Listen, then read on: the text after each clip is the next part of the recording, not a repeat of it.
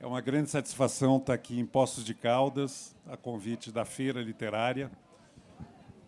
Ao lado do meu filho, não é sempre que eu tenho esse privilégio.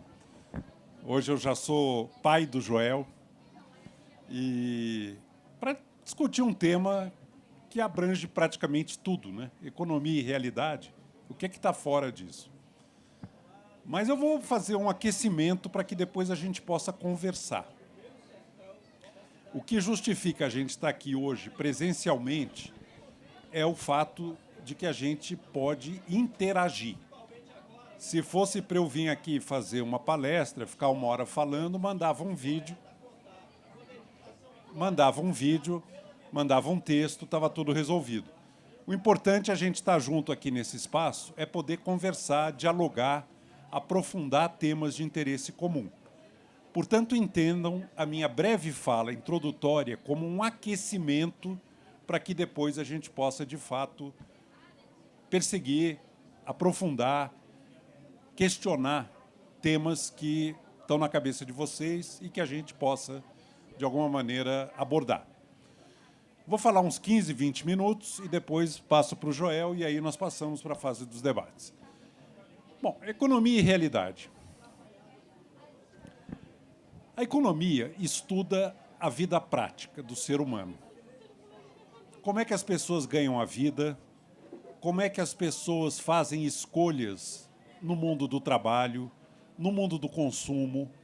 Como é que uma sociedade se organiza para resolver as grandes questões inescapáveis da vida prática? O que produzir, quanto produzir de cada item, como distribuir a produção e como vislumbrar um futuro para uma boa sociedade. A economia tem um lado ético, um lado normativo das concepções da melhor vida.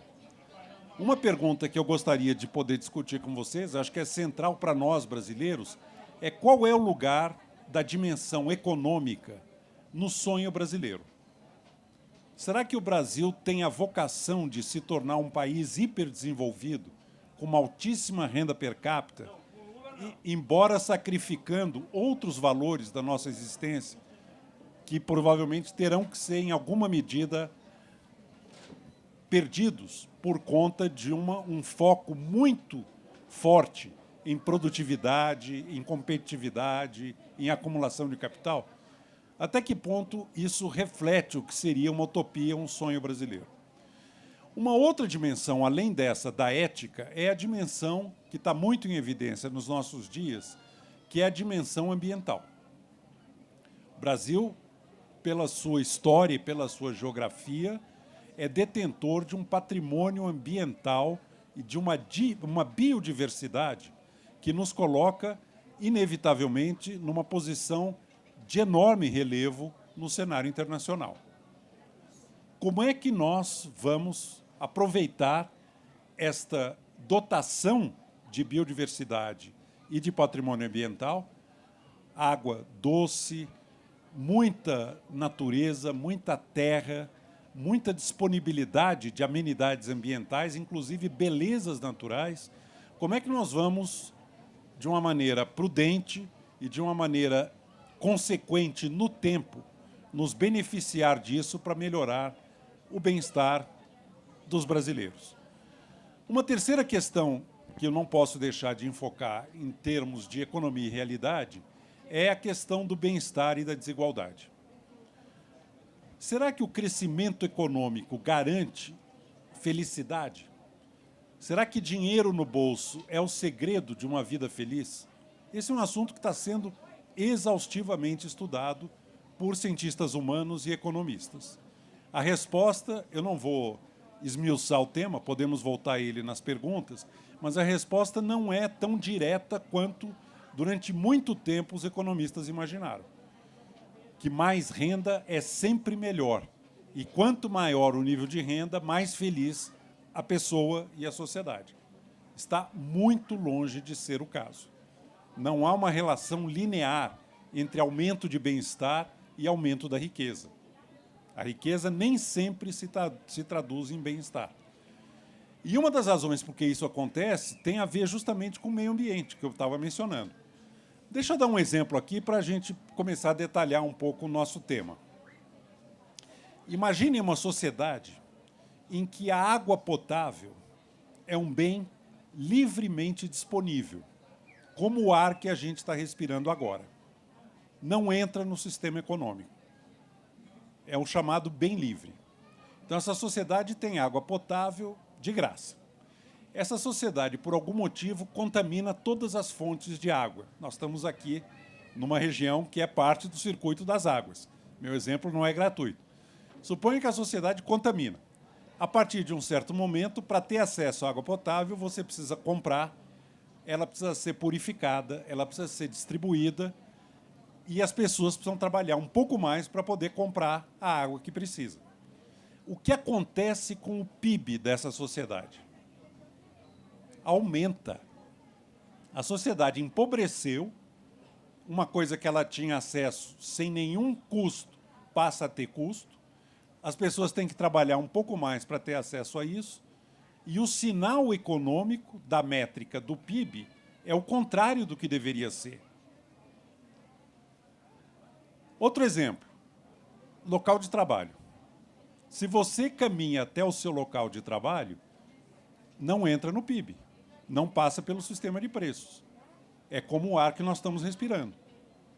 Se você mora longe do trabalho, precisa pegar uma condução, pagar combustível, estacionar o automóvel, perder tempo, isso tudo vai entrar no sistema de preços. Agora tem um custo.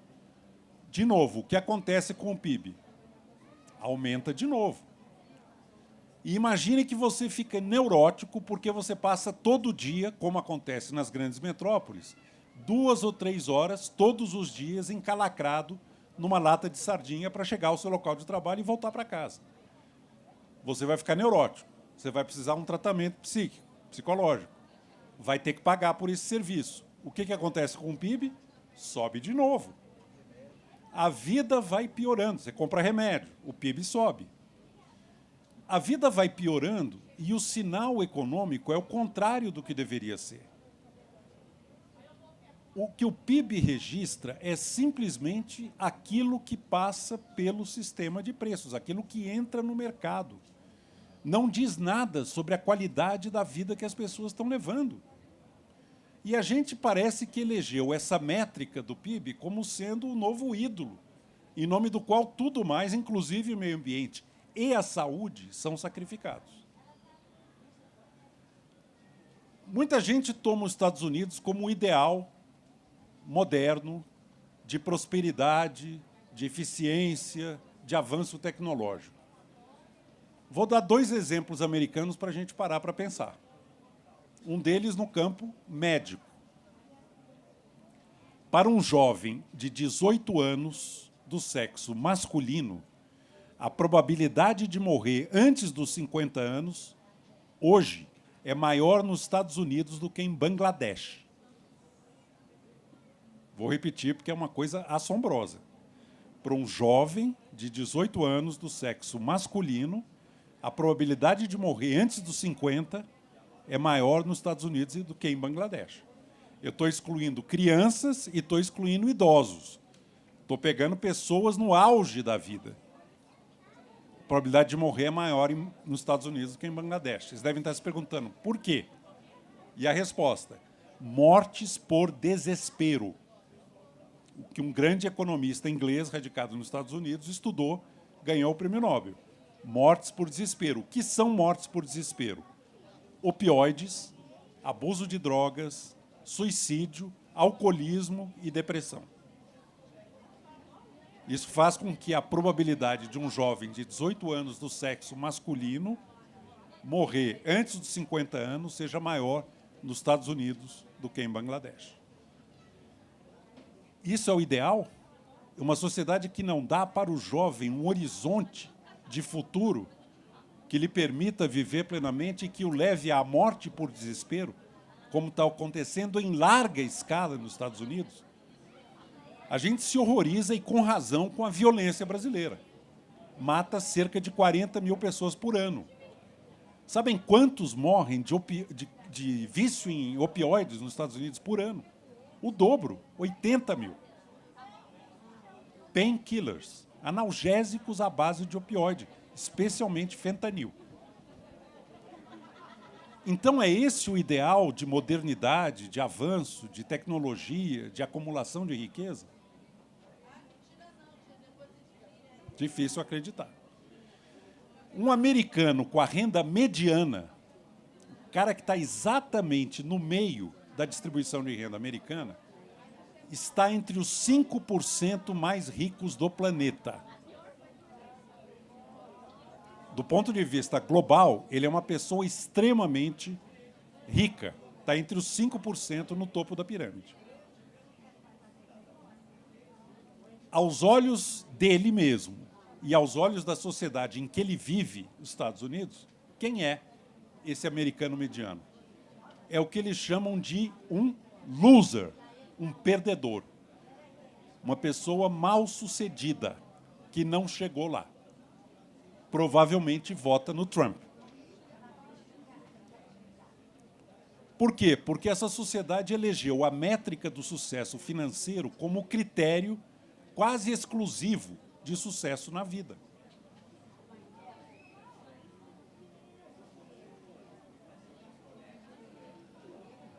Vou dar um último exemplo numérico, acho que já deu pano para a manga aqui para a gente conversar, e depois eu passo a palavra para o Joel. Mudança climática. Agora pegando o mundo inteiro, não apenas os Estados Unidos ou o Brasil. Pirâmide etária do consumo no mundo. Nós somos 8 bilhões de habitantes, arredondando. Se você pegar o 1 bilhão de habitantes que está no topo da pirâmide de consumo, a elite de consumo do mundo, as pessoas que realmente são winners no critério americano, eles respondem por metade das emissões globais de gases de efeito estufa, de CO2. 1 bilhão, metade. Se você pegar a classe média da pirâmide de consumo no planeta, 3,5 bilhões de habitantes respondem por 45% das emissões de gases de efeito estufa. É a classe média. Se vocês irem para baixo, pegarem os 3 bilhões e meio que estão na base da pirâmide de consumo, eles respondem por 5% das emissões globais. Metade desses não tem acesso à eletricidade. São os que mais sofrem com os eventos climáticos extremos que hoje se sucedem numa velocidade cada vez mais intensa e que leva a ondas de calor, inundações, incêndios e assim por diante. Então, veja bem, 1 bilhão no topo, metade. 3 bilhões e meio na classe média, 45%. 3 bilhões e meio na base, 5%. Quem está na base da pirâmide, compreensível e legitimamente, quer sair dela, quer viver melhor, quer ascender à classe média, e quem está na classe média está desesperado para virar elite, para poder viajar de avião todo dia, para poder fazer o que quiser sem ter preocupação econômica. Esta conta não fecha de jeito nenhum. A humanidade é mais ou menos um paciente de enfisema pulmonar que continua fumando inveteradamente. E esse filme não termina bem. A economia está ligada na base com a biologia, com o meio ambiente, com o mundo natural, e está ligada no topo com a ética, com os ideais de vida, os ideais de felicidade, os sonhos que os indivíduos e as pessoas têm em relação a uma vida humana plena. Quando a economia vai bem, ela não atrapalha. É como a saúde. A gente esquece da saúde quando ela está excelente. É o ideal do médico. As pessoas não precisam lembrar da sua saúde. Estão vivendo tão bem que se esquecem dela. Eu acho que o ideal do economista devia ser exatamente o mesmo. A vida está organizada, ela libera as pessoas para viverem os seus sonhos, mas ela não se torna um valor em nome do qual se sacrificam outros valores, como a afetividade, as relações humanas, o meio ambiente e o sonho de felicidade. Quando a economia se torna, como acontece no exemplo americano, o centro de gravidade da existência individual e coletiva, o resultado é mais ou menos como uma pessoa que tem uma saúde espetacular e vive cada vez mais obcecada com a sua saúde, cada vez mais neurótica com a sua saúde. E não é isso que se deseja. Eu, como economista, torço para um momento em que a economia não mais seja assunto relevante. Quando a gente não precisar mais falar de economia, é porque o mundo está muito bom. Quando economista começa a aparecer demais, é porque tem alguma coisa errada. Obrigado.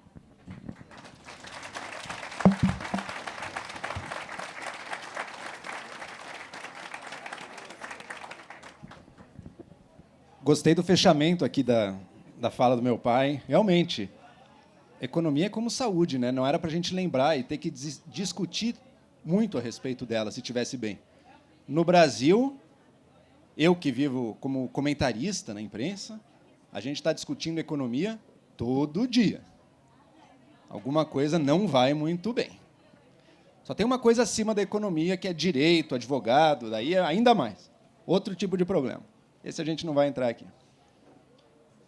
Mas eu, na minha formação, acho até por conta da influência de casa e de ouvir, de conversas, eu sempre fui atraído por essa coisa chamada economia, muito por esse lado humano, muito por esse lado de refletir sobre a sociedade, como é que é uma boa sociedade, como é que a gente organiza uma sociedade em que vale a pena viver.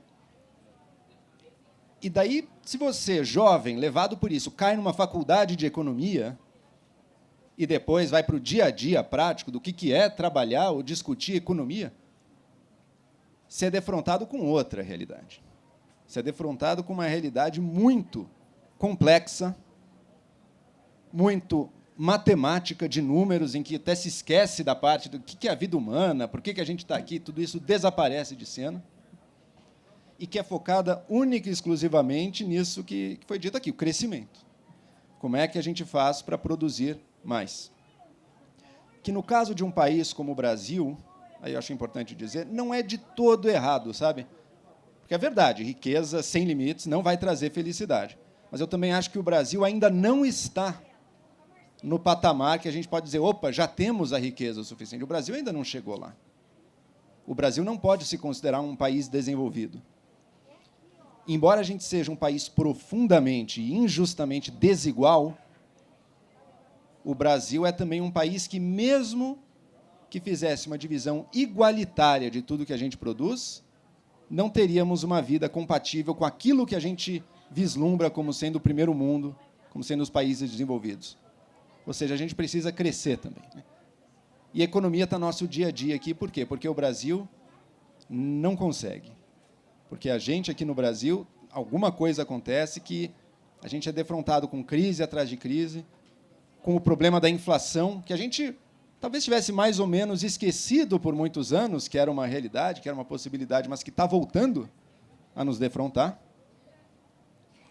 Só que, no momento em que a gente percebe, nós, cidadãos, que a gente percebe que a economia traz problemas, questões sobre inflação, sobre crescimento, recessão, que diabos é isso? Comércio internacional, agora todo mundo discute tarifas. A gente também se defronta com o fato de que o tema é complicado. Ele é, ao mesmo tempo, central, porque está todo mundo, a nossa vida, o nosso emprego, o nosso sustento, a nossa alimentação depende dele, mas entender como ele funciona não é simples. E, às vezes, parece que os profissionais da área fazem questão de deixar menos simples ainda, de deixar mais complexo, de usar mais os termos mais difíceis.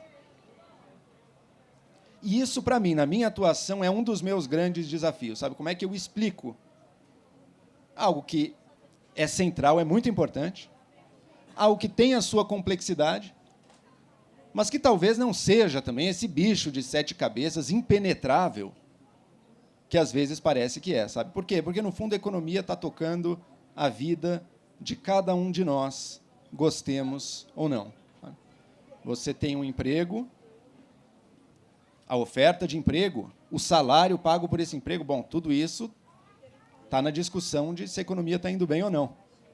Você vai no mercado, o preço da carne, o preço do café, bom, isso está diretamente ligado à nossa economia. Isso é resultado da nossa economia.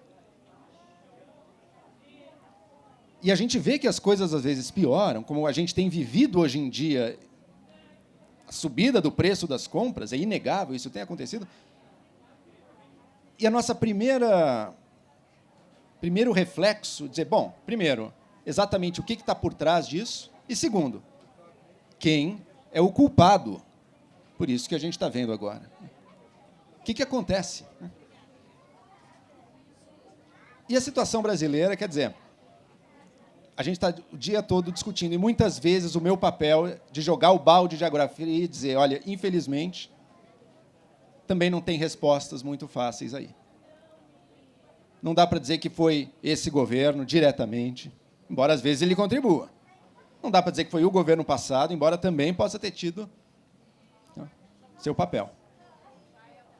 Mas a gente está vivendo um momento no mundo inteiro em que a gente se defronta com uma crise que talvez seja uma crise que não está diretamente ligada ao que os economistas pensavam, mas que talvez pela negligência dos economistas a gente está se defrontando com ela, que é o quê?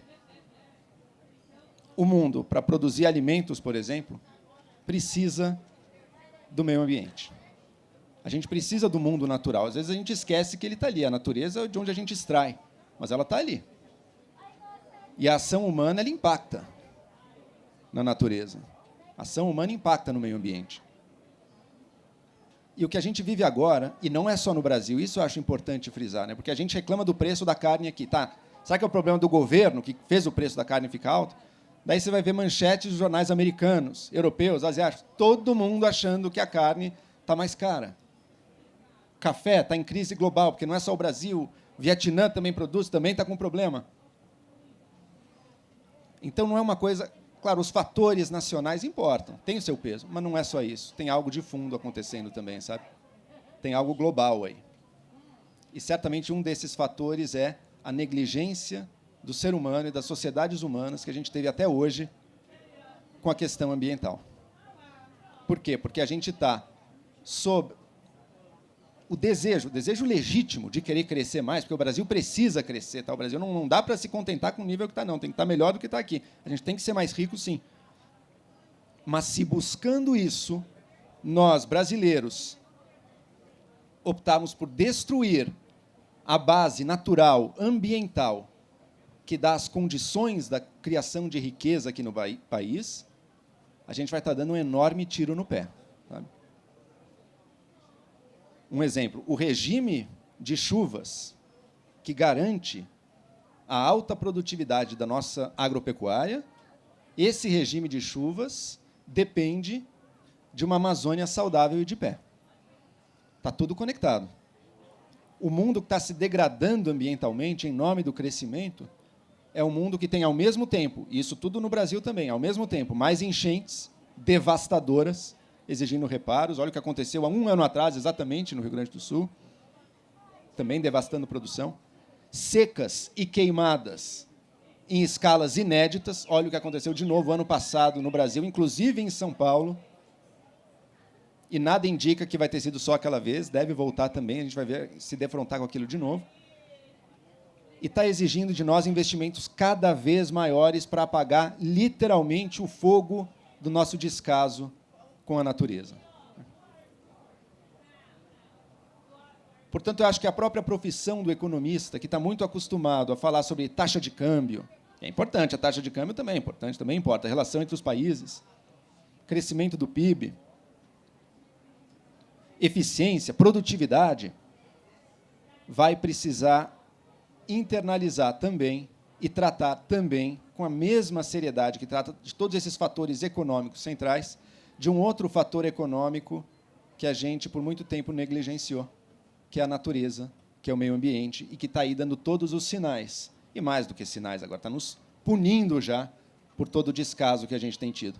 Para sair disso, não tem saída fácil. Seria fácil dizer, não, então vamos parar de crescer. Não dá para parar de crescer agora. Tem muita gente pobre ainda, e não basta dividir o que já tem. Infelizmente, não. Se bastasse, dava para discutir isso, mas não basta.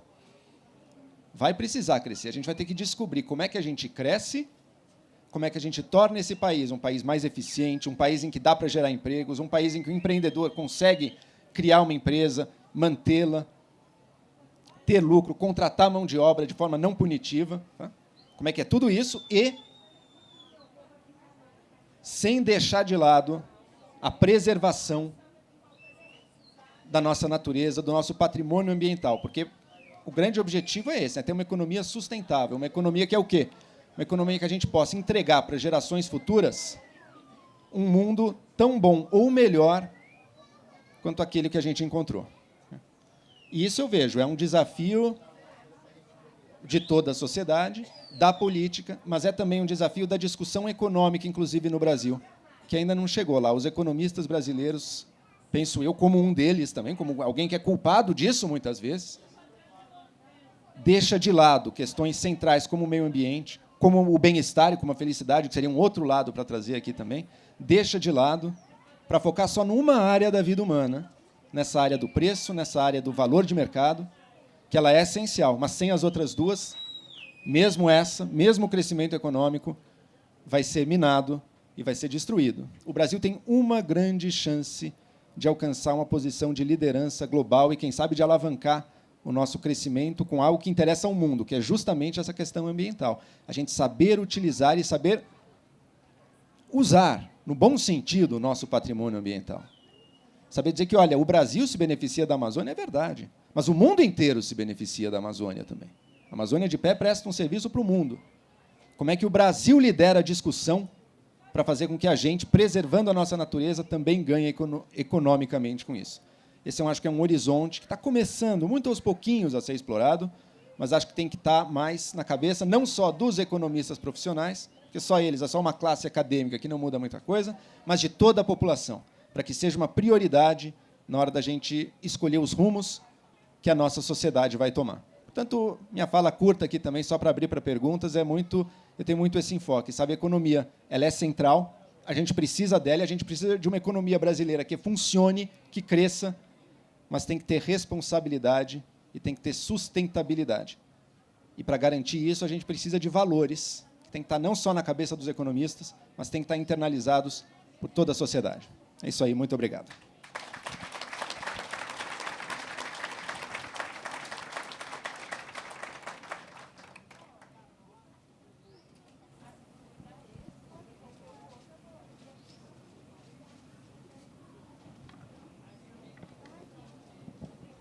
Bom, boa tarde.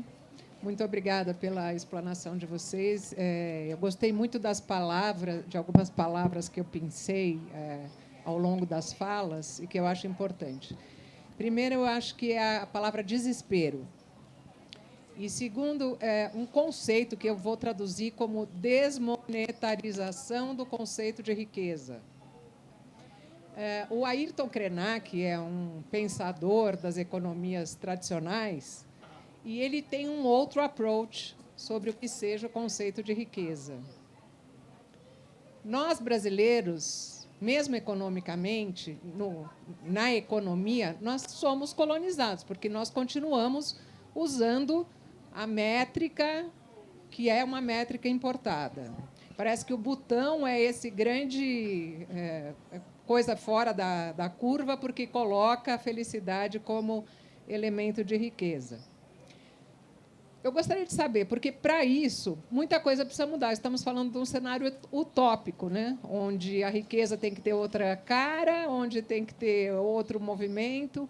Esse desespero do império imperialista americano seria, por exemplo, um sintoma dessa nova mudança, ou ele é realmente uma afirmação de que tem muita coisa ainda para acontecer para que as coisas mudem? Ainda é uma afirmação de uma coisa antiga meio morta?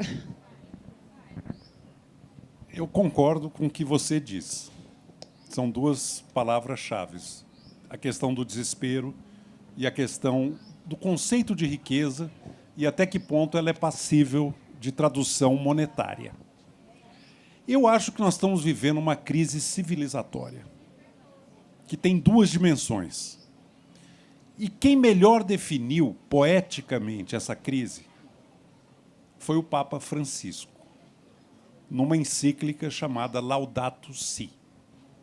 A primeira vez que eu li uma encíclica papal, confesso, o engajamento da Igreja Católica na questão ambiental. A certa altura na encíclica, o Papa diz o seguinte: os desertos externos estão aumentando no mundo porque os desertos internos se tornaram tão vastos. Isso aqui resume a crise civilizatória. A crise ambiental, sobre a qual o Joel falou, a crise do deserto externo, que está aumentando no mundo. A palavra deserto aqui é uma metáfora para a degradação do mundo natural. E a crise do deserto interno, que é a crise do desespero, o que eu chamo a crise da ecologia psíquica. Nós estamos produzindo seres humanos com psiquismo maltratado pelas imposições e exigências de um mundo que não respeita o nosso psiquismo arcaico profundo. Aí a menção ao Krenak é muito pertinente. Um mundo que exige uma postura hiperlógica, hipercompetitiva, sacrifica tudo em nome da acumulação e da produtividade e deixa em segundo plano as coisas mais essenciais da vida. As relações de afeto, a espiritualidade, a criação dos filhos. Olhem o que está acontecendo com as taxas de fecundidade nos países supostamente mais desenvolvidos do mundo. Na Coreia do Sul, hoje, o número médio de filhos por mulher é 0,7. A população está diminuindo, está encolhendo, vai cair. Quando a Coreia do Sul era supostamente pobre, lá nos anos 1960, as mulheres tinham, em média, 6 filhos, como o Brasil naquela época. O Brasil hoje está com 1,4, 1,5. A sociedade era pobre e as pessoas apostavam na vida futura. Tinham filhos. Agora que a sociedade é hiper rica, pega o caso da Coreia do Sul, ninguém quer ter filho. E sabem o que as mulheres sul-coreanas dizem? Por que não tem mais vontade de ter filho? Foi perguntado a elas. Porque ficou muito caro. É um paradoxo. Agora ficou caro. Mas o que está acontecendo numa sociedade que não quer mais reproduzir? Essa é a crise civilizatória. E o Papa Francisco foi muito feliz, não tem nada de cristianismo ou necessariamente catolicismo ou cristianismo nessa frase. Ela pode ser dita por um pensador filosófico independentemente do arcabouço da encíclica. Os desertos externos estão aumentando no mundo porque os desertos internos se tornaram tão vastos. Há uma ligação entre as duas crises. A crise ambiental, ecológica propriamente dita, e a crise da ecologia psíquica. Uma é fruto da outra, uma alimenta a outra. Elas andam par e passo. E você quer saber se tem um país no mundo que eu vislumbro como portador, pelo menos promessa, de uma saída para essa crise civilizatória? É o Brasil. E eu não digo isso por ser brasileiro. Nós temos condições realmente invejáveis para vencer a crise da ecologia externa e a crise da ecologia psíquica. Por quê? Porque nós temos um legado ameríndio e africano que resiste a esses valores hipercompetitivos e utilitários do Ocidente falido.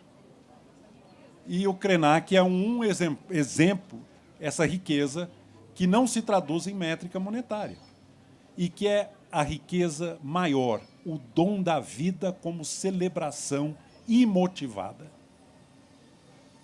Eu não preciso ser hiper rico, eu não preciso ser hiper produtivo. O que rege a minha vida são as relações humanas. Uma visão lúdica, uma visão fraterna, uma visão generosa do que é uma vida humana bela. A humanidade nunca foi tão rica como ela é hoje, olhando o conjunto. Nunca a humanidade foi tão obcecada por assuntos econômicos. E quanto mais rica se torna, mais obcecada por assuntos econômicos ela se torna. Tem alguma coisa falida, como um parafuso espanado. Porque o que nos foi prometido no início da Revolução Industrial, pelos grandes economistas, é que a riqueza, uma vez alcançada, essa riqueza medida, libertaria o ser humano para a vida mais solta, para a vida menos preocupada com a vida material. E o que aconteceu é justamente o contrário. Nós temos um padrão de vida hoje, nas sociedades ricas, mas nas sociedades de classe média, de outra ordem em relação às sociedades grega, medieval, pré-moderna. E nós somos muito mais obcecados com dinheiro do que qualquer outra sociedade humana. O Brasil, pela sua condição de biodiversidade e sociodiversidade, tem patrimônios que lhe permitem sonhar com um caminho original em relação à crise civilizatória. Nós temos a vitalidade iorubá filtrada pela ternura portuguesa. É parte da nossa cultura. Nós temos a disponibilidade tupi para a alegria e o folguedo. Viver o momento. Vamos valorizar isso, que é a coisa mais importante nesse mundo em crise. É lógico que os problemas econômicos nos afetam e nos envergonham. Como é que o país hoje não tem saneamento básico universal? Como é que nós chegamos no século XXI com quase a metade dos domicílios sem coleta de esgoto? É vergonhoso. Agora, uma coisa é resolver problemas que estão ao nosso alcance resolver se a gente minimamente organizar. Outra coisa é o nosso ideal, o nosso sonho. Será que o sonho brasileiro é ser uma cópia mal feita do chamado mundo rico? Se tudo der certo aqui, o que vira o Brasil? Ah, uma cópia dos Estados Unidos, uma cópia do sul da Europa. Não é o sonho brasileiro, na minha opinião. O brasileiro, a cultura brasileira é portadora de uma promessa, não obstante todo o anacronismo da nossa sociedade, que é real. E eu seria, como economista, a última pessoa do mundo a desprezar.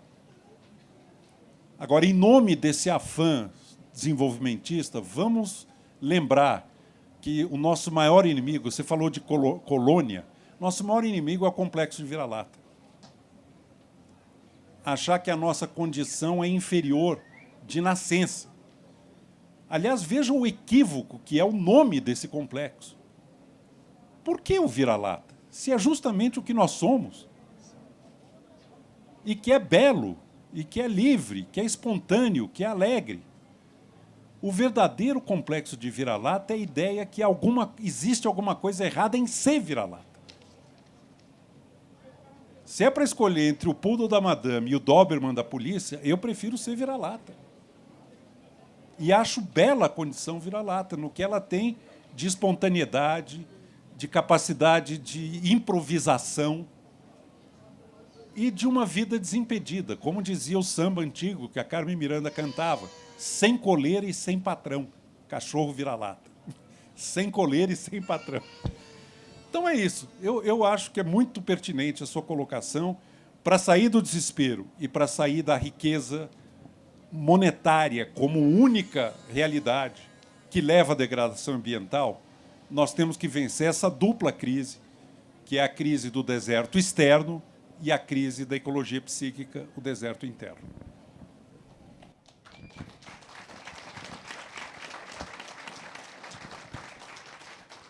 Só muito brevemente, enquanto você falava, me ocorreu algo que, na verdade, é um tema que a gente sempre volta, mas que eu estou vivendo agora. Eu tenho uma filha de 22 dias, acabou de nascer, já voltarei para ela. Mas o ponto é como o mundo da produção, o mundo da economia, o mundo do mercado, o mundo do trabalho, ele é inteirinho organizado, sem nem lembrar que as pessoas precisam se reproduzir, sem levar em conta que você vai ter que produzir novas gerações de seres humanos. E como é que isso vai acontecer? Claro, o homem nesse mercado de trabalho é até menos punido, muito menos punido, é claro, do que a mulher. Por lei, o homem no Brasil tem 5 dias de licença, dá para dar aquela ajuda ali, realmente, aquela ajuda fundamental ali de 5 dias no recém-nascido. Mas a mulher que tem a licença de meses, daí volta para o trabalho em que condições? A maioria volta para receber a sua demissão assim que pisou de volta na empresa. Né? Por quê? Porque é uma conta que cai inteiramente sobre a pessoa que tem os filhos. Né? Mas o filho é uma necessidade não só para aquela família, é uma necessidade para a sociedade inteira. Vai ter que ter novas gerações. Né? Essa conta, hoje em dia, não está fechando. Por quê? Porque uma parte central, que é a produção humana, não leva isso em conta. Então, não é nem tão estranho, se a gente for pensar, que uma mulher coreana, uma sociedade que continua super patriarcal, mas agora jogou as mulheres no mercado de trabalho, elas estão podendo crescer e tudo, ultra competitiva, como é que essa mulher vai optar por ter filhos, né, para daí ficar escanteada e... Beleza, recursos para alimentar a criança, para não morrer de fome, ela vai ter, mas e para dar uma formação, e para realmente levar aquele filho numa condição que ele esteja apto para integrar a economia moderna. Né? Então, é mais um ponto em que a sociedade não soube pensar e não soube encaixar as coisas, estão muito mal encaixadas, sabe? E agora está doendo, e agora está fazendo falta. Porque no passado, talvez até pela cultura, talvez até porque as mulheres, especialmente, aceitavam uma condição de talvez você vai ficar de fora mesmo, seu papel é esse, você vai ter filhos. A reprodução acontecia. Agora a gente não tem mais isso. Agora todo mundo lutamos para que queremos ser iguais. Né? Talvez não tenhamos chegado na igualdade, mas lutamos para isso. Então agora aquela questão volta. Não dá para sacrificar uma parte da sociedade dizendo é sua obrigação cuidar das crianças, o resto da sociedade pode fingir que isso não existe. Isso não vai mais ter. E agora? Como é que a gente ajeita essas coisas? Né? E só para arrematar, o Brasil tem outro elemento da nossa cultura que eu acredito que é um verdadeiro antídoto para um mal da civilização atual, que está assolando o mundo inteiro, nos assola também. Espero que não nos ganhe, acho que a nossa alma vai ser mais forte. Mas que é o seguinte, as nossas sociedades estão se perdendo na divisão. A polarização, o extremismo, as pessoas não conseguem olhar na cara de quem antes eram seus parentes. Né? Sai do grupo do Zap, rompe a amizade, ir para a ceia de Natal vira problema. E não é só no Brasil também, isso é no mundo inteiro. As pessoas estão, assim, querendo briga. Né? E o Brasil, pela sua história de diversidade, pela sua história... Olha que fato curioso isso. Né? Pega a América do Sul, esse continente. Os falantes de língua espanhola na América do Sul. Tem o quê? 10 países que falam espanhol na América do Sul? Algo assim. Todos os falantes de português moram em um único país da América do Sul. Um país com realidades muito díspares, tão díspares quanto a Argentina e Bolívia, mas que soube e que conseguiu ficar junto. E como é que conseguiu? Porque aprendeu a arte da negociação, porque aprendeu a arte da diplomacia, aprendeu que o conflito não precisa levar à divisão e à guerra. O conflito pode levar à negociação e às saídas de compromisso. E essa habilidade política, que às vezes a gente vê com maus olhos também, né? Pô, negociar não, o bom é o político que está ali, a ferro e fogo, mantendo o seu princípio puro. Mas numa democracia em que as pessoas pensam de formas diferentes, isso não vai dar para fazer isso. Ou você vai virar um ditador, ou você vai ter guerra. Se você quiser viver com o diferente, que é o grande desafio do mundo de hoje, você vai ter que aprender um pouco também dessa virtude brasileira da negociação e da política.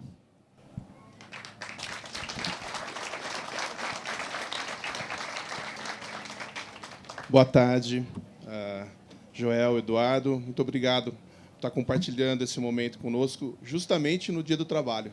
Né? Além de tudo isso. Exatamente. Né? Justamente no Dia do Trabalho. Gostaria de trazer uma pauta pontual. Né? Talvez da colega foi mais filosófica, a minha talvez eu traga uma situação mais pontual e talvez um pouco, não sei se sentido prático. O Brasil, em poucos meses, vai recepcionar a COP30, né? E, com certeza, esse debate estará ali. Veremos, provavelmente, você na televisão, debatendo isso. né, sobre todas essas questões, eu trago a pauta pontual da questão da prospecção, da exploração do petróleo na bacia. Gostaria de introduzir esse assunto e deixar vocês à vontade para falar sobre isso. Muito obrigado. Eu vou começar a resposta e o Joel vai concluir. Acredito que é uma pauta absolutamente central, não só para a COP30, para o encaminhamento do Brasil no futuro.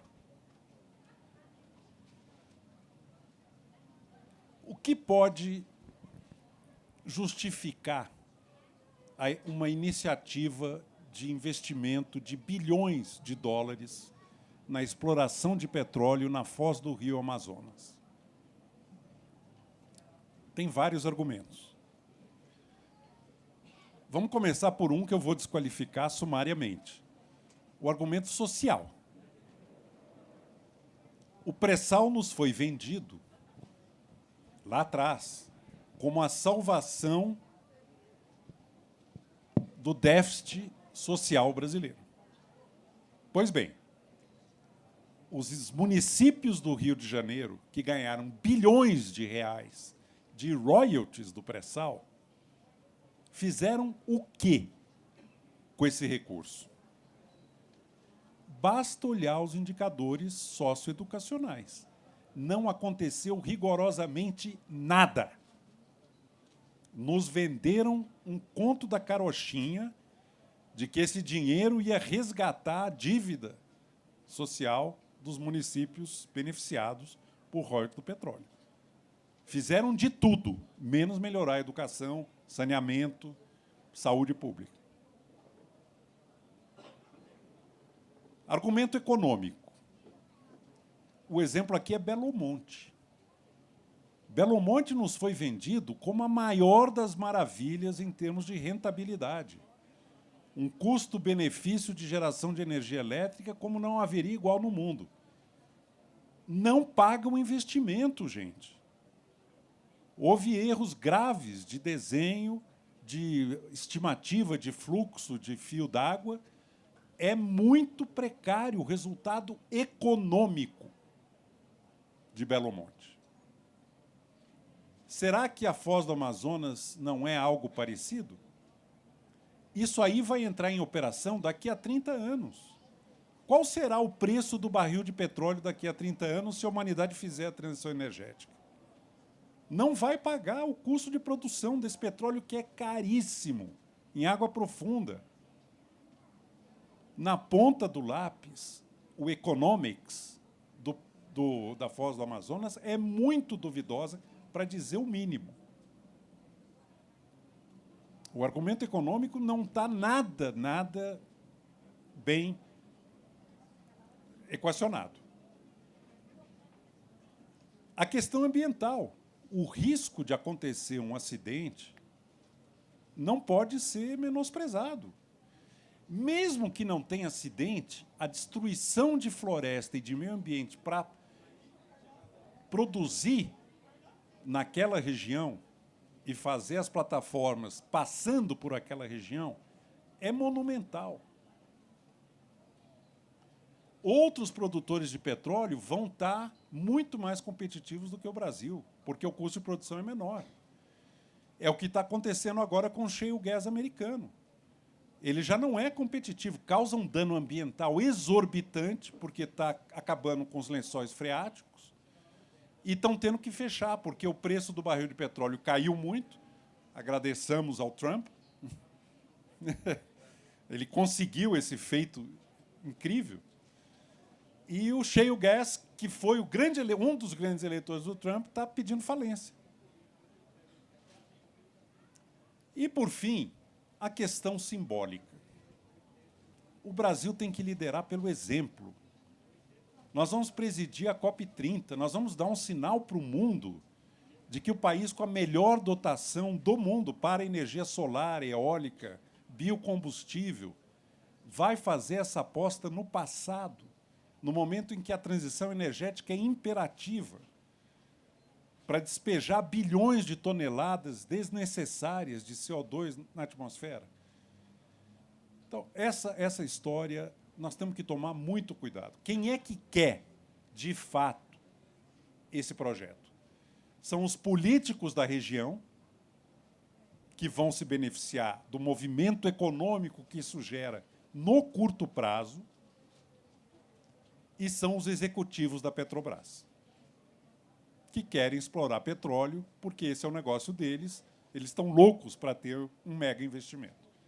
Para a sociedade brasileira, esse projeto não faz o menor sentido, nem do ponto de vista estritamente econômico-financeiro. O Cândido Bracho escreveu um artigo recentemente na Folha de São Paulo, acho que no domingo retrasado, fazendo o exercício de banqueiro para mostrar que a conta do petróleo da Foz do Amazonas não fecha. Exercício de banqueiro. Ele diz, se ele fosse presidente de um grande banco, ele não financiava, por uma questão econômico-financeira, sem falar no simbólico, no ambiental e no social.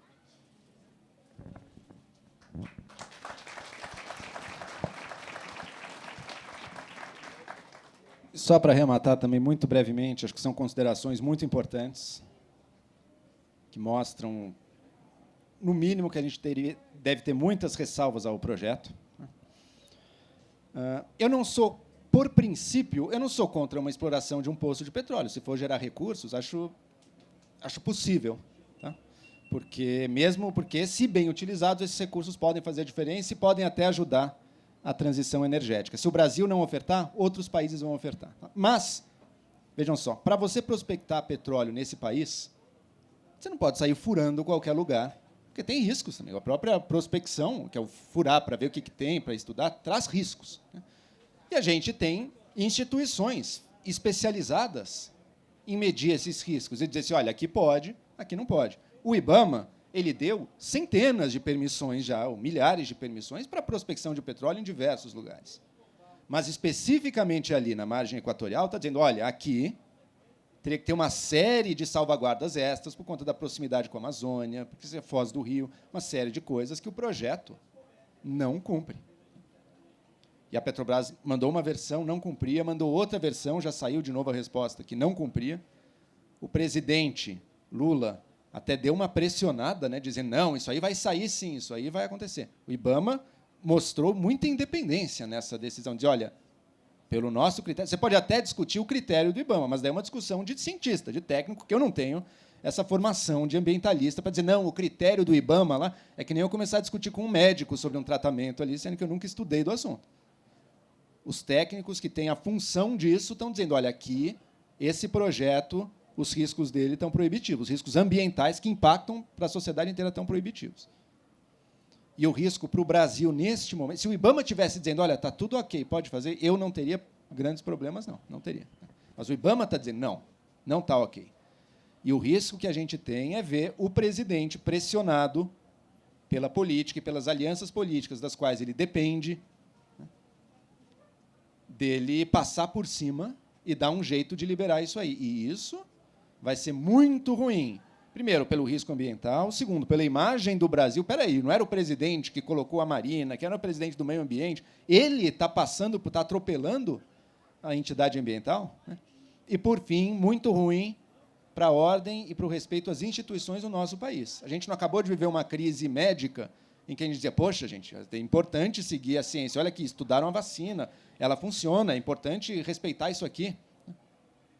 Como é que, no dia seguinte, com relação a um risco que não é médico propriamente, é ambiental, mas que até se traduz na questão médica, até a gente vai dizer, não, agora pode passar por cima, o interesse aqui da política é mais importante. Não. Muito ruim para o Brasil se isso acontecer. Tá? Isso eu estou dizendo. Se o IBAMA fosse favorável, eu não veria problema, mas ele sendo contra, para mim, ele tem que ter a palavra final nisso aí.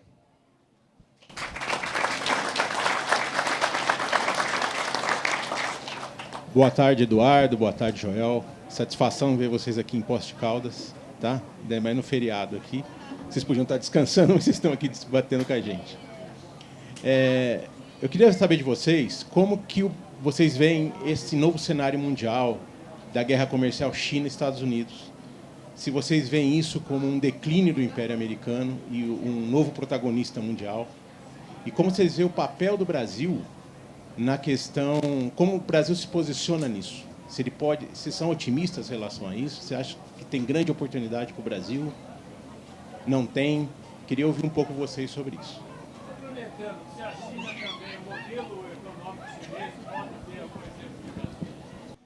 Veja quanto a China polui ali, a gente vai ter alguma ideia, que é forte, né? Ela produz células solares voltaicas, mas olha o carvão, olha a queima do carvão chinesa. Olha isso. Isso. Perfeito.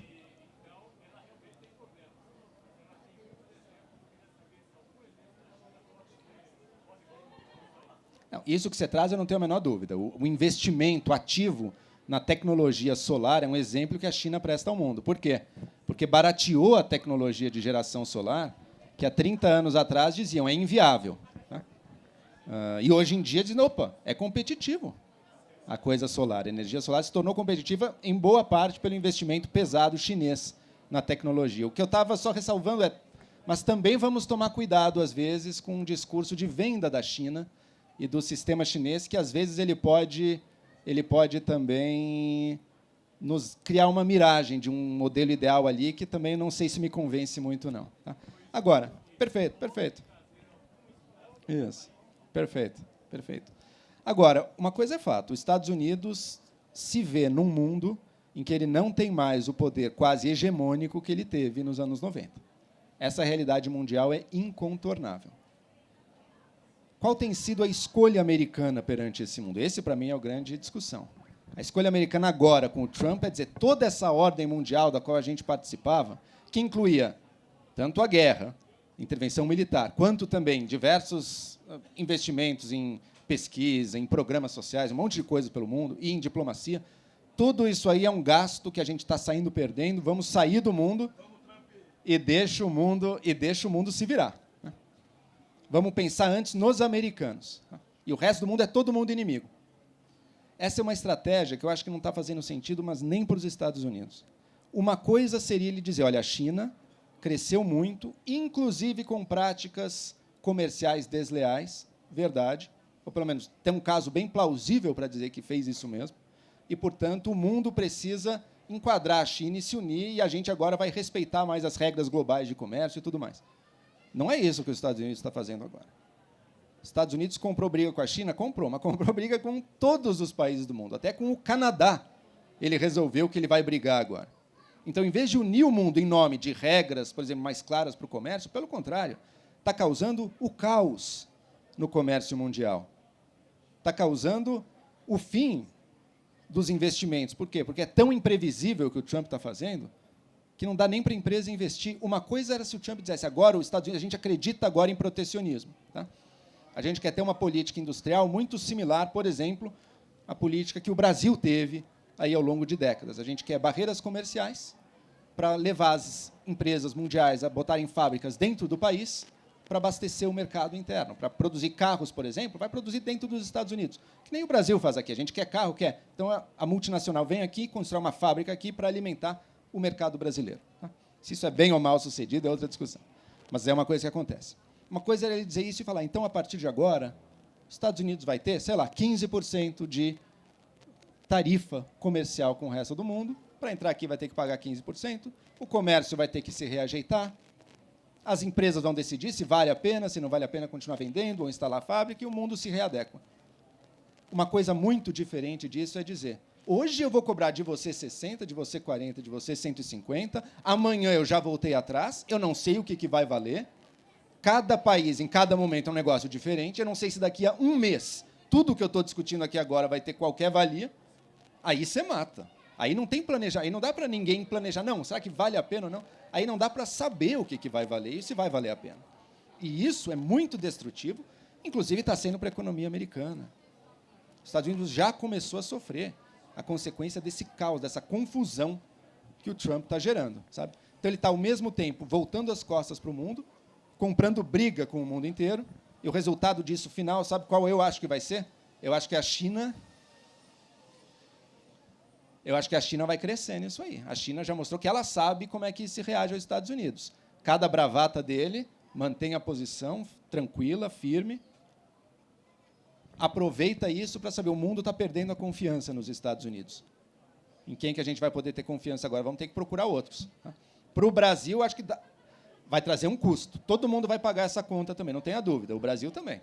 Mas, no médio e longo prazo, tem oportunidades também da gente se aproximar também de outras potências econômicas e de outros países, que eu espero que a gente tenha a sabedoria de não se prender a um só. A maior tentação do Brasil seria se colar diretamente na China, apenas. Eu acho que é o momento de ter mais relação com a China, talvez, mas de se diversificar também. Europa, outros mercados emergentes. É hora do Brasil olhar para isso, é hora do Brasil acordar que essa economia global, que a gente demorou tanto tempo para entrar, ela é boa. Ela nos interessa. Tem que ser bem feito, mas ela nos interessa. Então, vamos entrar nela com estratégia, aproveitando as brechas do caos que o Donald Trump está criando.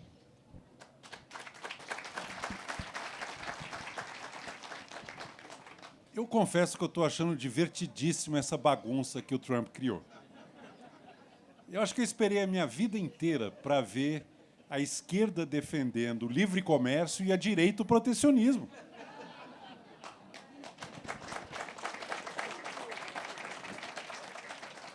O Trump é um acelerador do declínio americano. É o contrário do que está no bonezinho. Ele deu um fast forward na decadência americana que eu nunca imaginaria um louco o suficiente para fazer. Ele conseguiu fazer com que a China, o Japão e a Coreia do Sul, inimigos históricos, se reúnam para fazer um acordo de livre comércio. Não, o cara é um gênio. É realmente um gênio.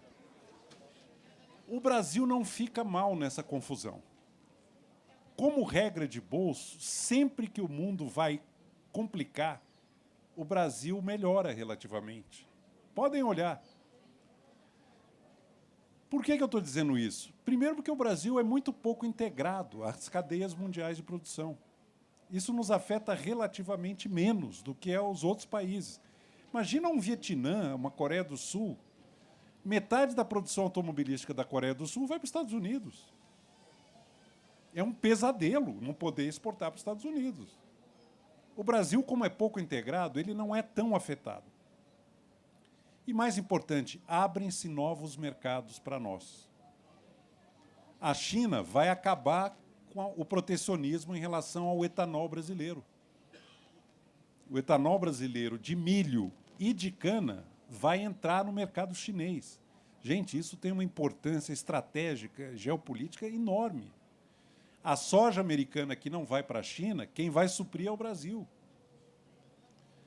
Investidores que iriam normalmente para outros lugares vêm para um país menos complicado geopoliticamente, como é o Brasil. É lógico que não é bom para ninguém, tudo considerado, esse voluntarismo enlouquecido que tomou conta do governo americano. Mas, relativamente, para o nosso país, não é de todo mal. Em relação ao governo Trump, eu costumo sintetizar da seguinte maneira. Eu já estou vendo acontecer uma delas, das 3 maneiras que eu vou dizer. O governo americano, liderado pelo Trump, pode ignorar a mudança climática quanto ele quiser. A mudança climática não vai ignorar os Estados Unidos. Um governo negacionista de vacina, como é o governo Trump, o ministro da Saúde lá é contra a vacina, o governo negacionista de ciência médica pode ignorar as doenças zoóticas quanto ele quiser. As doenças zoóticas não vão ignorar os Estados Unidos e tudo aquilo que a medicina moderna pode proteger. E o terceiro, que já está acontecendo. O governo americano pode ignorar toda a racionalidade econômica, a lógica mais rudimentar do funcionamento do mercado mundial. A economia real não vai ignorar os Estados Unidos. E ele já está colhendo os desastres de uma realidade que se impõe. No fundo, o que nos protege de um louco dessa ordem é que a realidade se impõe. Mesmo que a oposição faça menos do que nós gostaríamos, há limites para a loucura. A loucura, espero que não chegue no limite da maior insanidade, como foi a Alemanha nazista na primeira metade do século XX. Mas ali também a realidade acabou se impondo. Há limite. Eu espero que essa loucura que tomou conta do governo americano, e não é à toa, porque ela reflete uma sociedade profundamente ressentida e profundamente frustrada, como é a sociedade americana hoje, que pôs ele lá, mas o que nos protege, no fundo, é que a realidade impõe limites. O limite imposto pela realidade econômica já está acontecendo nos Estados Unidos.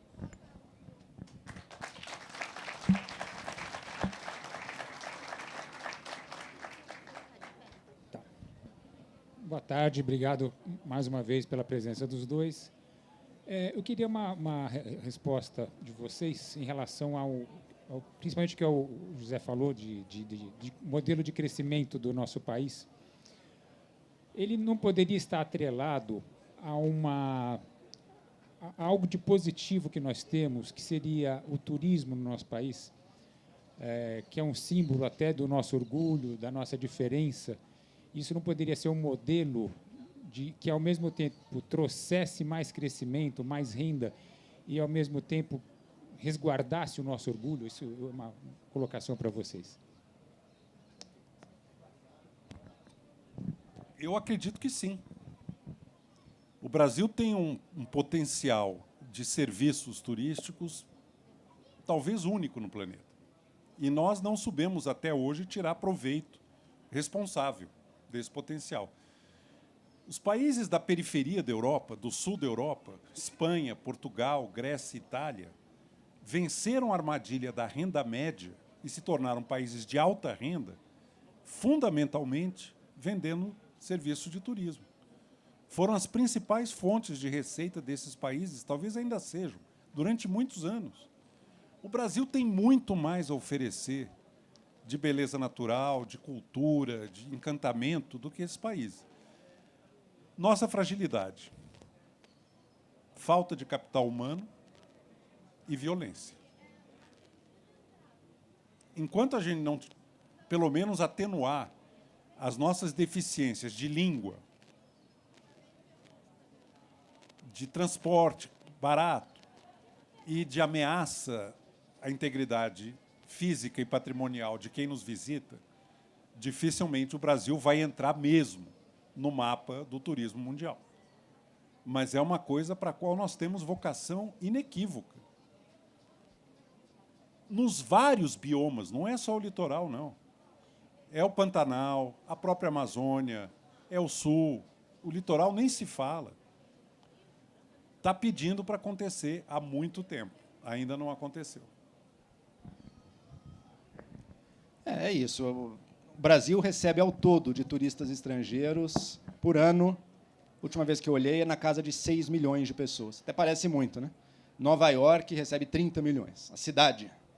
Para vocês terem uma ideia da diferença de magnitude do que a gente podia estar explorando. Mas é isso. Enquanto o turista vir aqui e saber que ele pode voltar para casa tendo o celular roubado, morto, daí vai ser muito difícil convencer as pessoas a virem para cá. Mas, sem dúvida, é um potencial enorme que a gente tem, mas tem que resolver muita coisa. Eu acho que, para complementar o que eu falei de capital humano, não é só a questão da língua, é a questão do uso da inteligência na receptividade do turista. Promover a nossa cultura, promover as visitas ambientais, desenhar experiências turísticas que atraiam o visitante estrangeiro. O visitante estrangeiro vem para cá, ele quer conhecer a cultura, uma cultura diferente da dele. A gente não sabe vender e fazer isso de maneira acolhedora, de maneira realmente a tirar o máximo de valor que essas atividades podem ter. Quando eu falo em capital humano, a questão da língua é crucial. Nenhum turista gosta de chegar num lugar em que ninguém fala a língua dele. Tem que estudar, tem que aprender. E tem que desenhar o serviço. Não é só soltar a pessoa no hotel e vire-se. Eu, uma vez, fui no hotel no Rio de Janeiro, eu fiquei horrorizado. Não vou dizer o nome do hotel. Era um hotel na beira da praia. Sabe o que estava escrito em inglês no portão que separava o hotel da praia? A partir daqui, o hotel não se responsabiliza pelo que pode acontecer. Cara, você quer assustar um turista? Outra coisa, você chega de avião no Rio de Janeiro, entra no táxi. Ele quer combinar o preço. Tem um taxímetro. Como? Essa questão não está aberta. Combinar preço. É o preço do taxímetro. Mas imagina um turista que chega aqui e o cara quer, na lábia, dizer quanto é que vai custar. Causa uma péssima impressão. Nós precisamos sofisticar a nossa capacidade, a nossa habilidade de receber profissionalmente um turista internacional. Calor humano a gente tem de sobra. Cultura a gente tem de sobra. Falta esse elemento de organização, capital organizacional, para fazer isso de maneira competitiva em escala planetária.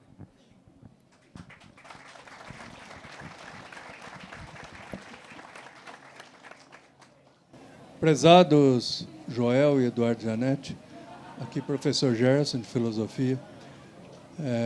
Conheci a sua obra, Janete, do livro O Valor do Amanhã, indicado por um amigo da USP já há alguns anos atrás, e a partir daí eu comecei a acompanhá-lo, né, e simpatizando pelas suas ideias. Mais recentemente tive a oportunidade de trabalhar o Anel de Giges numa pesquisa para um artigo acadêmico, e você foi uma das referências. E é exatamente por aí que eu quero pegar ao Joel e a você. Entre a economia global e o caos nacional, não tanto econômico, mais político, a moral conservadora, fundamentalista, que vem ganhando pauta mundial e nacional, e a economia e política que fica nesse jogo, onde há espaço para a ética?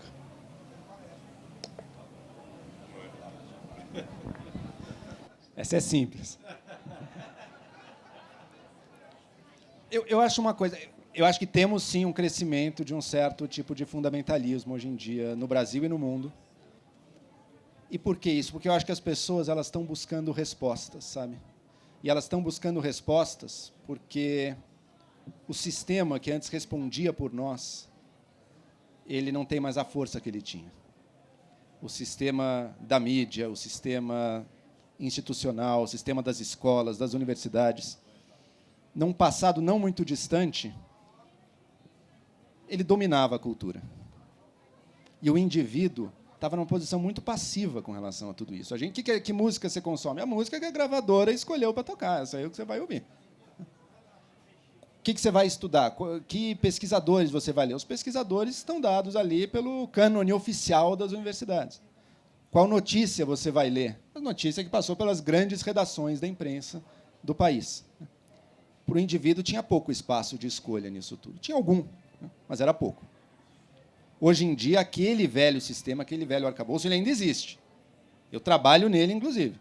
Mas ele não tem mais o poder que ele já teve para determinar o que você vai ouvir, o que você vai acreditar, que notícia você vai ler, que cientista você vai ler.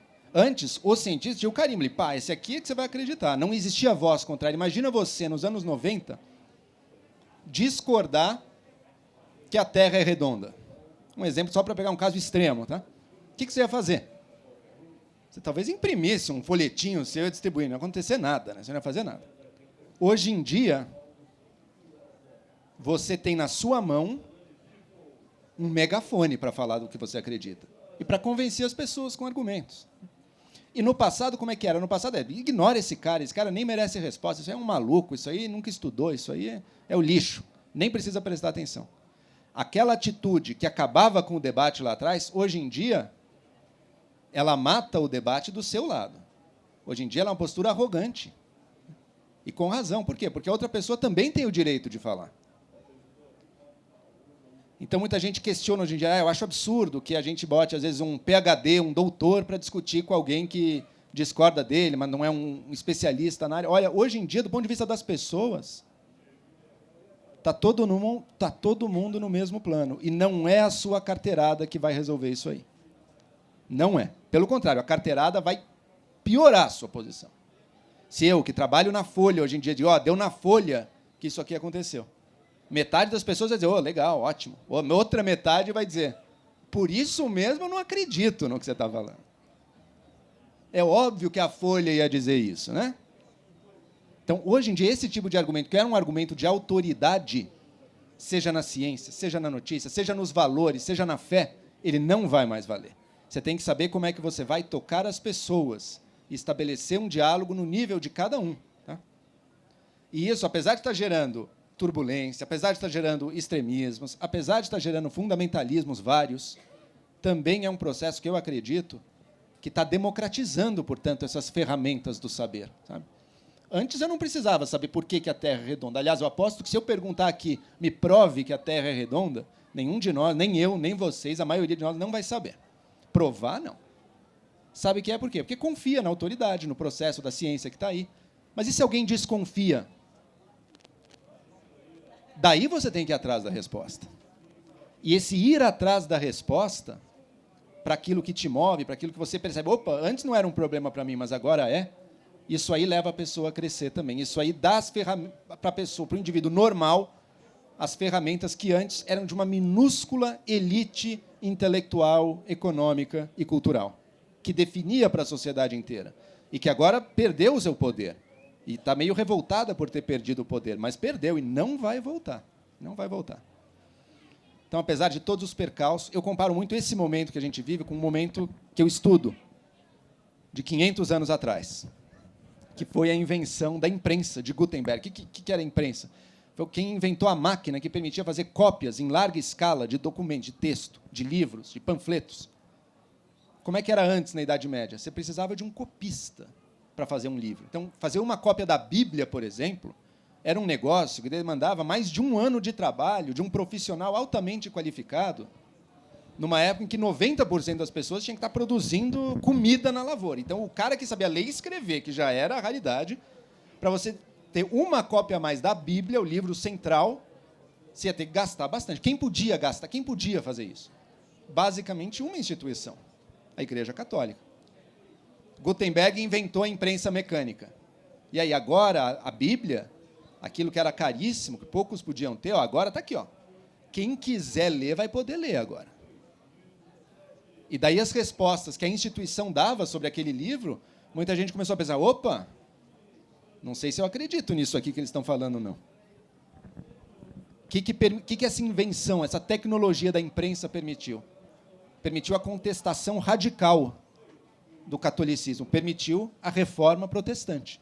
Lutero foi alguém que entendeu, opa, eu tenho aqui na mão uma coisa poderosíssima. Eu não vou escrever tratados de teologia em latim. Olha só, e nessa época, a linguagem dos cultos não era nem a mesma língua do povo. Quem queria escrever para ser lido, ia escrever numa língua que a população nem sequer falava e muito menos sabia ler. Lutero percebeu, não, eu não vou escrever um tomo de teologia em latim para ser lido por um cardeal na cúria lá de Roma. Eu vou escrever panfletos em alemão. Para o profissional da cidade, que sabe ler já em alemão, ter acesso e entrar nessa discussão também. E, ao fazer isso, revolucionou. Revolucionou a Europa, rachou o mundo, levou a guerras violentíssimas. A gente hoje, às vezes, tem uma imagem meio maniqueísta. A igreja, então, era o malvado, né? O obscurantista, os protestantes eram os bons. Não era tão assim, não. Tinha muita gente muito séria na igreja e muita gente muito maluca no lado da reforma também. Então, gerou tudo aquilo. Mas o mundo, ao final das contas, o mundo estava num lugar melhor. As pessoas estavam um pouco mais autônomas do que elas eram antes. Eu acredito que a gente vive um momento similar. Um momento de profunda turbulência, de profundo extremismo, que não é trivial sair, porque a Europa passou por uma guerra mais violenta que a Europa já tinha visto. Eu espero que a gente consiga os meios para evitar isso. Acho que o Brasil, inclusive, nos fornece um pouco dessa cultura da negociação que, opa, peraí, então as religiões diferentes, os partidos diferentes, as ideologias diferentes podem conviver, não precisa se matar. Dá para chegar em acordo. Não precisa ter morrido 30 milhões antes para você chegar num acordo. Dá para fazer antes. Acredito eu que é possível. Mas é um momento que impõe desafios. E acho que os valores hoje estão em discussão. Tem muita gente errando muito, tem mesmo, mas se estão errando é porque hoje tem a possibilidade de errar. Porque antes, nem isso tinha. Antes, a gente estava nas mãos de um pequeno grupo. Tá? Eu sempre brinco, a minha função hoje de comentarista na TV, por exemplo, há 30 anos atrás, O comentarista da TV ele era algo acima do reles mortal, né? Era alguém que tinha uma força, um poder, uma influência. Hoje em dia, você está em pé de igualdade ou até abaixo de alguém que abriu ontem sua rede social e está ali filmando a sua cara. Tem o lado ruim disso. Às vezes, a pessoa que está ali e começou agora não tem o preparo. Mas não é com a carteirada, não é sonhando com uma volta ao passado que a gente vai resolver isso. É abraçando esse momento que a gente vive, é entendendo esse momento, é entendendo que este momento pede uma retórica, um jeito de se portar, uma atitude diferente da atitude que valia e que convencia lá atrás, e que aí, quem sabe, a gente vai começar os bons valores da racionalidade, da ciência, do equilíbrio. Eu acredito que tudo isso tem saída, assim, mas para sair isso vai ter que dominar essas ferramentas da comunicação e da postura pessoal. E quem largou na frente está dando de lavada, mas não precisa ser assim.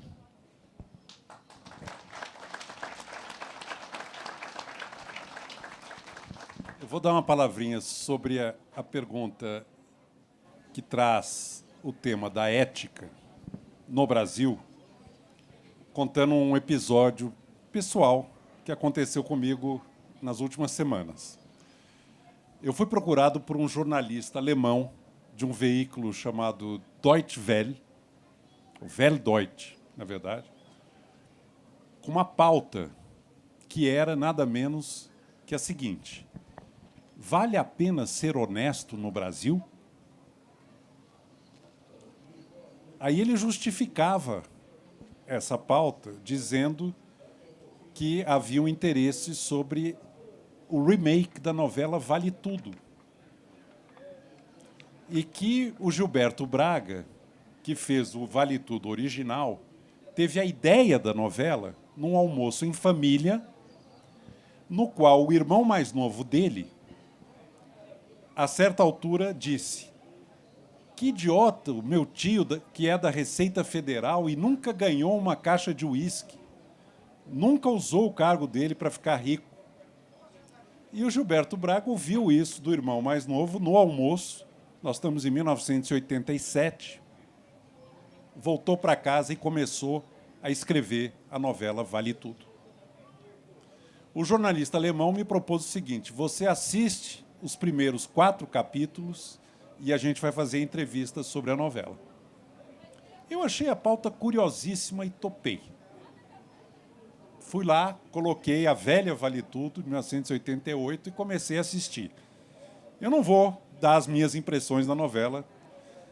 Eu posso te dizer que eu já estou no capítulo 87.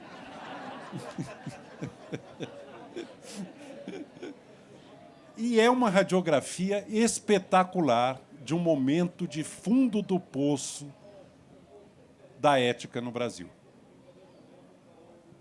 Derrocada do Plano Cruzado, governo Sarney totalmente desmoralizado, um salve-se quem puder na política, uma coisa completamente deteriorada. A faxineira rouba papel higiênico, o dono da empresa desvia mala de dinheiro, está todo mundo querendo sair do Brasil, o último que sair apaga a luz, não tem emprego, uma desmoralização total. Aí fomos fazer a entrevista e ele me volta com a pergunta: vale a pena ser honesto no Brasil? Eu respondi em várias etapas. A primeira foi a seguinte: essa pergunta está sendo feita no mundo ocidental desde Platão, e não é sobre o Brasil. O Anel de Giges, que ele mencionou, é um experimento mental que está na República do Platão, em que uma pessoa simples, um homem comum, ganha um anelzinho que lhe permite girar o engaste no dedo e ficar invisível. E aí essa pessoa pode fazer o que ela quiser impunemente. É o anel da invisibilidade. Qual é o ideal dessa pessoa que tem um anel de Giges? O irmão do Platão, curiosamente, é o irmão do Platão que fala na República. O ideal dessa pessoa vai ser manter a reputação de honestidade sem ser honesto. Ela quer que todo mundo acredite que ela é uma pessoa ilibada, virtuosa, honesta, mas tendo o anelzinho e a impunidade, quando ela assim desejar, ela pode barbarizar sem nenhum risco para a sua reputação. E o Sócrates passa o resto da República tentando responder por que o Glauco, irmão do Platão, está errado. É melhor ser honesto mesmo em condição de total impunidade. Também não vou aqui recapitular. Quem quiser o argumento do Sócrates, eu vou poupar você, está ali no Anel de Giges. Mas eu lembrei uma outra coisa para o jornalista alemão. A hiperinflação alemã, de 1921 a 1923. Os alemães viveram uma hiperinflação muito pior que a nossa. Todas as gráficas do país estavam voltadas a imprimir dinheiro. Todas. E, mesmo assim, só dava para imprimir de um lado. Não dava tempo de fazer a nota. É o marco de um lado só. As pessoas passaram a usar ovo de galinha como meio de troca. Sabe o que aconteceu nessa Alemanha da hiperinflação? Famílias e pais prostituindo filhas para viver mais um dia e venda de carne humana em açougue. Tal o desespero econômico de sobrevivência, um dia de cada vez, a que chegou à Alemanha durante a hiperinflação. Essa longa história. Se as regras do jogo, se as condições, se o ambiente for totalmente caótico e permissivo, vira o vale tudo. Vira o salve-se quem puder. Um ambiente como o do Congresso brasileiro, eu tenho a impressão de que, ao entrar no Congresso, eles acham que ganharam um anel de Giges. Agora chegou a minha vez. Vou fazer do meu jeito. Mas não é uma coisa do Brasil, uma coisa da Alemanha ou da Grécia do século V a.C. É uma coisa do ambiente institucional que, quando se deteriora a esse ponto, leva a desvios brutais de comportamento e de valores. O que é razoável esperar de uma pessoa depende de duas coisas: do caráter da pessoa e das oportunidades que o ambiente lhe proporciona, ou das ameaças que o ambiente lhe impõe, numa questão de sobrevivência. Se nós queremos realmente resgatar um padrão de convivência civilizado, no bom sentido ético, nós temos que ter um ambiente em que não prevalece a impunidade e em que não há espaço para pessoas que cultivam a hipocrisia de uma reputação que não tem nada a ver com o que elas são. E que, sempre que uma chance se oferece, barbarizam da maneira que podem. Eu não sei como está a nova Vale Tudo, mas a velha Vale Tudo mostra isso como uma radiografia impressionante de deterioração comportamental. É uma aula de degradação num ambiente que se torna propício a isso. Melhoramos muito daquela época para cá, gente. Eu não estou assistindo a nova Vale Tudo, mas eu tenho certeza que na vida brasileira, as situações que a gente assiste lá em 88 não estão mais acontecendo. Fica o desafio para quem quiser comprovar o que eu disse.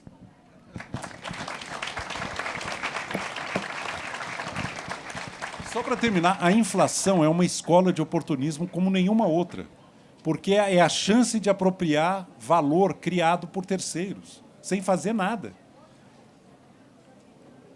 O espertalhão da inflação é a figura que, na Alemanha nazista, ficou identificado ao judeu. O antissemitismo alemão ganha força na sociedade justamente aí, porque eles conseguiam manipular melhor o caos inflacionário. Se você quebra o vínculo entre trabalho e valor, você vai para isso. Transferências quase aleatórias de valor de um lugar para o outro que a inflação promove. Por isso, a gente não pode tolerar algo tão corrosivo para a convivência humana como uma inflação alta.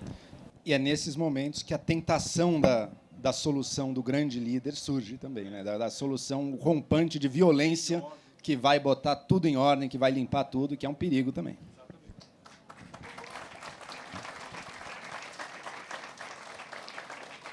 Pessoal, a conversa está muito boa, mas agora a gente está nos minutinhos finais e vamos para a última pergunta. Boa tarde.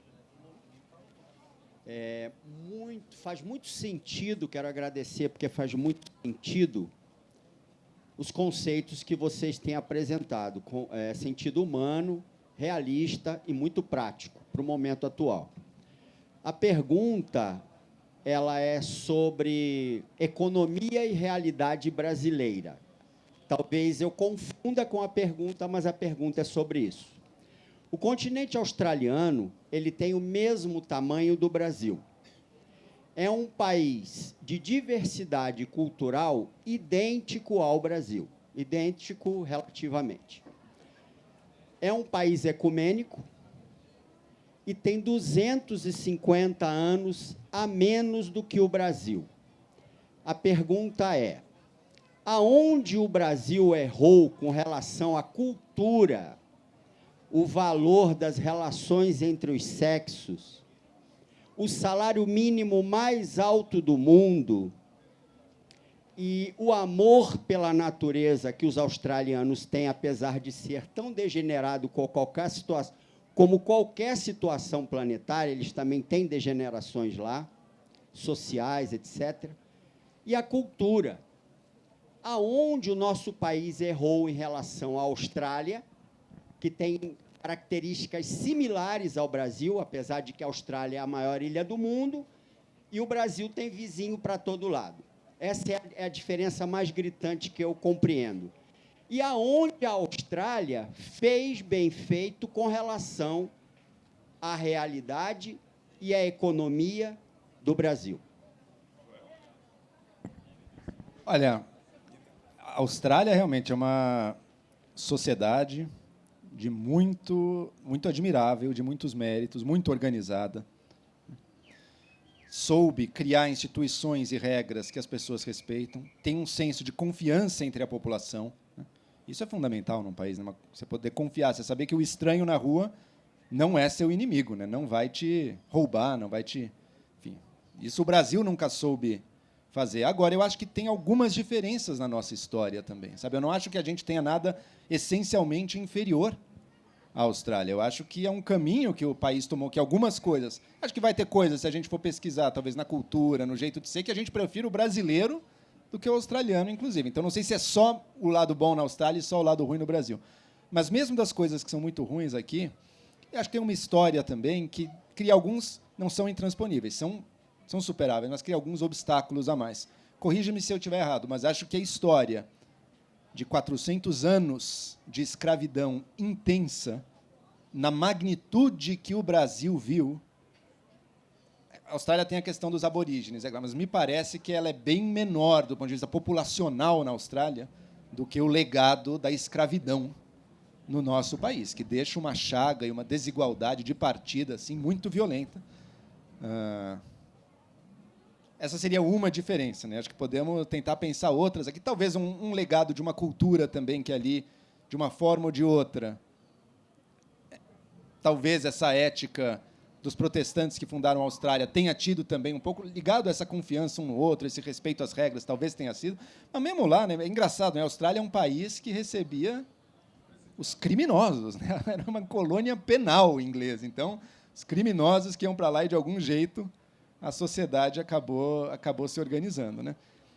Sem dúvida, temos muito que aprender com eles, temos muito que nos espelhar culturalmente, não tudo, talvez, mas eu acho que a nossa história, talvez, até por ser mais longa, também acaba sendo mais complexa e nos deixa um legado histórico aqui de desigualdade e tudo. Talvez eles nunca tenham que se defrontar nessa magnitude, sabe? Agora, eu acho que a questão aborígene é olhada lá também, né? E a violência que eles fizeram contra a população ali, assim, é um negócio horrorizante, né? Mas penso que, como era uma população muito menor também, o impacto dela na população como um todo, o aborígene não está integrado na cultura australiana. O Brasil, de alguma maneira, o indígena, o branco e o negro se uniram. E a gente, com todas as violências e com todas as injustiças, a gente produziu um novo tipo de povo nesse mundo. A Austrália, o povo é basicamente o povo branco, com uma margem ali de miseráveis aborígenes, né? Eu acho que essa é uma diferença do Brasil, tanto para o bem quanto com relação às instituições e às regras do jogo para o mal.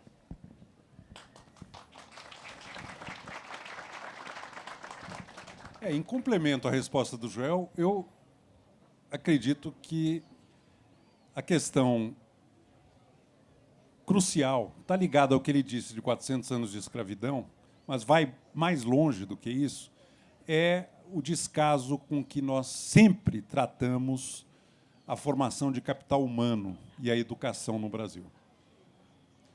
O Brasil cometeu um equívoco muito grave no século XX de confundir modernidade com industrialização e urbanização, deixando de lado a formação humana, o capital humano. Estados Unidos universalizou o acesso ao ensino fundamental no final do século XIX. O Brasil universalizou o acesso ao ensino fundamental no final do século XX. E, mesmo assim, no papel, porque esse ensino fundamental, em grande escala, não é genuíno, ele não é real, ele não tem lastro. As pessoas não adquirem no seu currículo, na sua formação fundamental, média e superior, as competências, habilidades e conhecimentos correspondentes a esse grau acadêmico. São credenciais educacionais sem lastro. E esse, para mim, é o maior déficit socioeconômico, cultural da longa história do Brasil. A má qualidade do ensino fundamental hoje no Brasil, eu considero o equivalente moral da escravidão.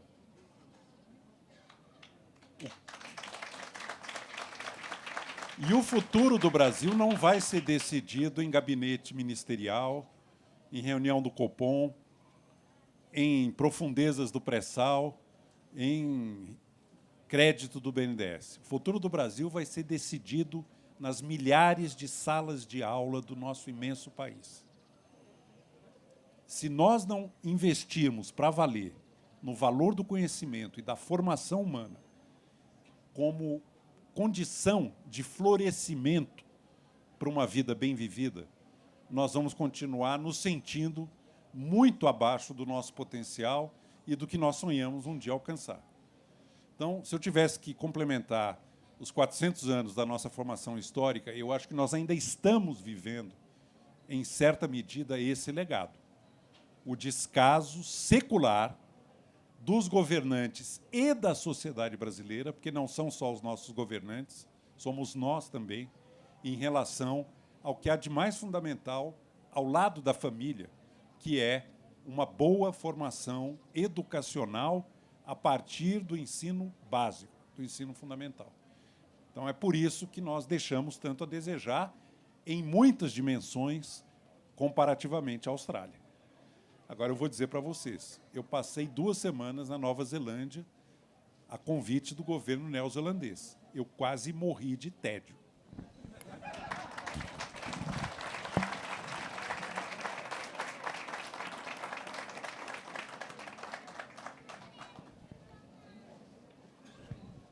Acho que é isso, né? Então, gostaria muito de agradecer ao Eduardo e ao Joel. Foi uma conversa muito prazerosa, todo mundo adorou, tenho certeza disso.